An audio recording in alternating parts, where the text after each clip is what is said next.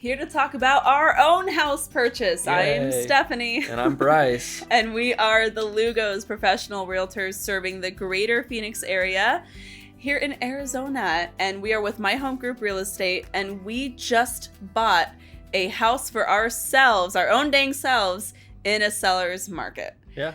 So I thought it would be fun, Bryce, to talk a little bit about the things that we did to prepare ourselves and make sure it was a seamless, and why we chose to buy at what some people might think is like the top of the market. Well, I mean, some people think that, but I don't think that we think that. Yeah. There's still a lot of room in the market. Things are rising still into next year. I mean, projections are another 16% next year. So while some think it's a high market, I still think that there's room, but on top of it, we needed a house. we needed a new house. We're still going to have to sell our house, and why not take advantage of the market coming as well? But well, let's talk a little bit really quickly about how we made that decision, because it's actually one that we've been wanting to do. It's a decision we've been planning on making for a year or so now and preparing for. So we really took a lot of time and longer. The home that we own now is a house that we renovated. We didn't think that we were going to be there too terribly long. And as our family has grown, we recognized that we were ready for just a change, right? And space.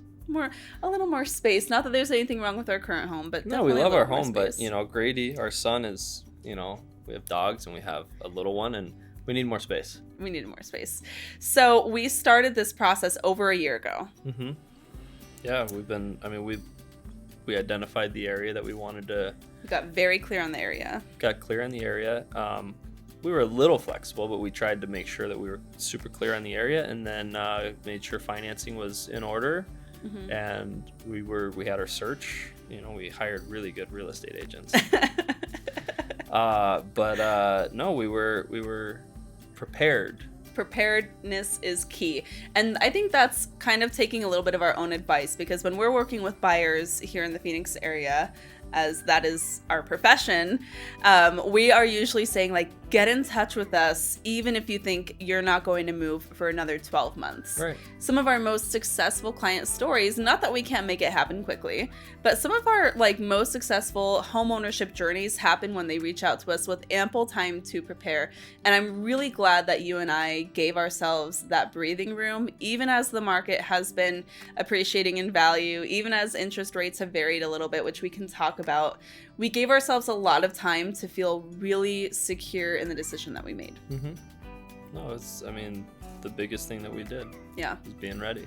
Now, we are like a lot of our clients who currently own our home and need to sell our home adjacent to this process. Yeah. So, that looks like a contingent purchase in a lot of situations, but that contingency can look like a couple of different things. So I thought we could talk a little bit about our decision making, about how we approach that.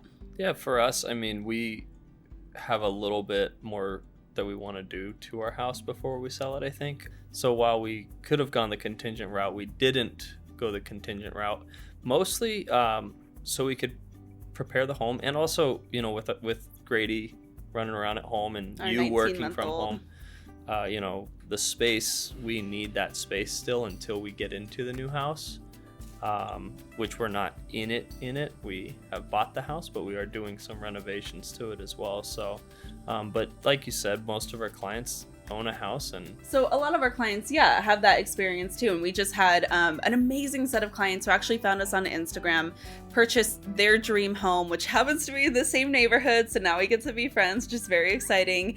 And they did exactly what we did, where they purchased their home, they got creative with their financing, and then really allowed themselves to have the time to prepare their previous home for sale, and we were able to help represent them on both sides of that to help get them top dollar for their home during their sale, but also make sure that they had a comfortable transition from that into their new house as well. I think if it's possible to not be contingent, it helps you get the home more ready for getting top dollar to sell. Mm-hmm. It's not like it's necessarily going to, but I do think that you can get it ready in a way you're decluttering a little bit more, and buyers see that. Yeah, absolutely. And there's a lot of ways you can get creative with the financing as well.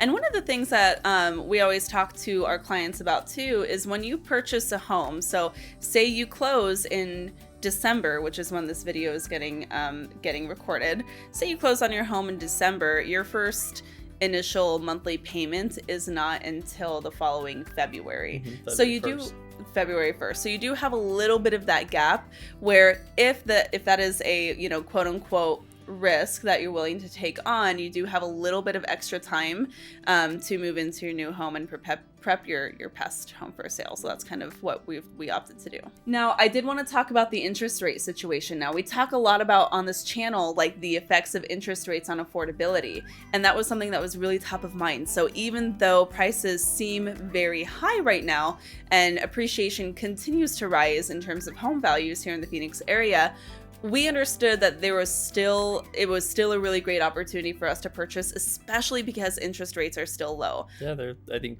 as of this recording, I think a conventional loan is sitting at like 3.25%. So very, very low still. So that kind of worked a little, not totally to our favor during our purchase, which is exactly what we always warn our clients about happening. So do you want to share a little bit about what happened to us? Just for us, with our unique situation. Yeah, so when we found the house, we have obviously the auto search put together for our search, and we saw the house. We actually wrote the offer immediately the day we saw it go up and got in there early, but they did not accept our offer because they were still in coming soon status, and they wanted to shop it out to potential buyers to see if they can get themselves more, and how that hurt us, although we would have paid more even just for the house. But how that hurt us is that we had to wait 2 more weeks, and in that time interest rates rose 1/4 point, and that does cost us, you know, about $100 a month. It is $100+ a month is what it came to. So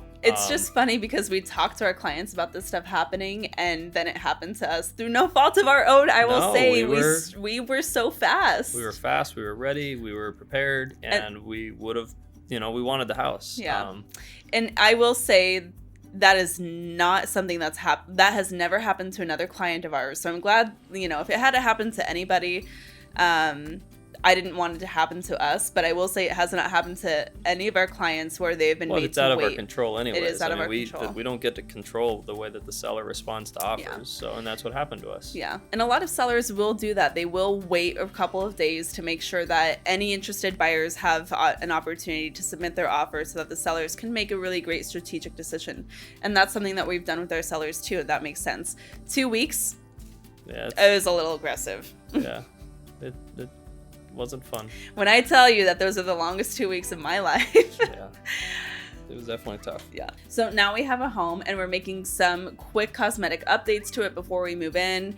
And we are preparing to sell our home and get that ready, albeit very slowly. And so that is a journey that we're going to be taking. And I think it would be really fun to share an update video on our experience in selling our home at presumably what will be the top of the market in the early spring of 2022. So be sure to follow along on that journey. And of course, if you have any questions that we didn't cover here, send those to us via the comments below. I would be more than happy to offer our perspective on how things are shaken in the greater Phoenix area real estate market. And of course, we are always happy to chat with you about what a prospective home purchase or sale might look like in 2022 or beyond. So to do that, all you have to do is quickly check the links below. You can get in touch with us on Instagram and send us a quick DM anytime, or if you'd like to schedule a private call with us, you can do that below as well. Thanks for tuning in. We will see you next time. Bye. Bye.